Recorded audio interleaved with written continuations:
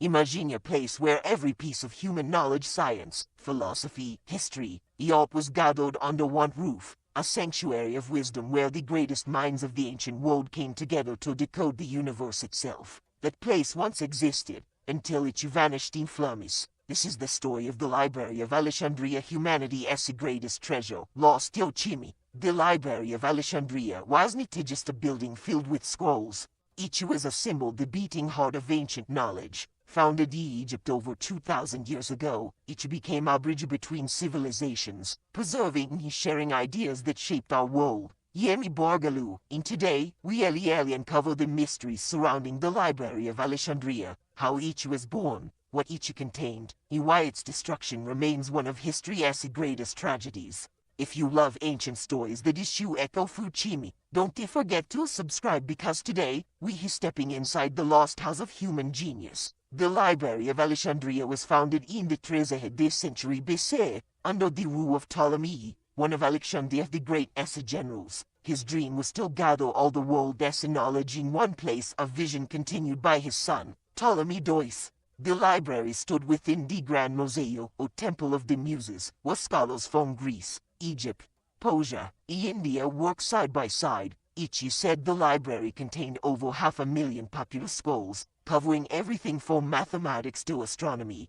medicine to philosophy. Legends tell that ships arriving at Alexandria's port were searched for books. Any scrolls found were copied, the originals kept in the library, the copies returned to their owners. Knowledge was power, and Alexandria wanted each all. Famous thinkers like Euclid, Archimedes, and Eratosthenes walked its corridors. Eratosthenes even measured the Earth's circumference with remarkable accuracy over 2,000 years before satellites confirmed it. But great light always casts a shadow. The library's fate became entangled in war, politics, and religious conflict. Its destruction wasn't a single event, it was a slow, tragic unraveling. First came Julius Caesar's campaign in 48 BC. As his ships burned in the harbor, the fire spread, reaching parts of the library. Later, under Roman and Christian rule, further damage followed. Centuries later, the final blow may have come when fanatics destroyed what remained, viewing ancient pagan knowledge as heresy. Scrolls turned to ash.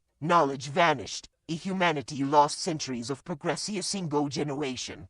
Modern historians believe that the library wasn't just one building but a network of archives and learning centers across Alexandria. The main collection might have perished in waves of destruction, but copies of its works survive elsewhere, fragments scattered across the Mediterranean world. Some of these texts reappeared during the Islamic Golden Age, translated and preserved by scholars in Baghdad and beyond.